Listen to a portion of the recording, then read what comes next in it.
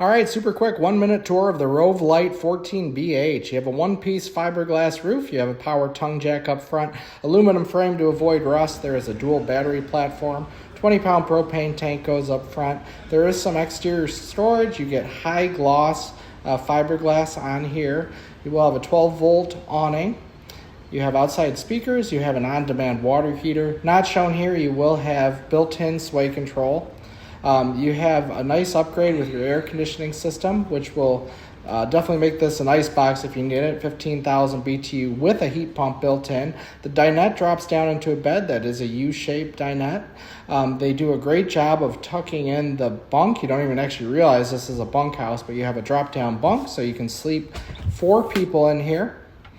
They tuck in storage anywhere they can find it.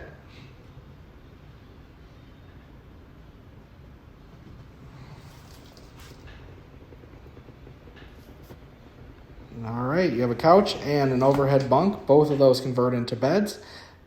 And then your bathroom is behind that mirrored door.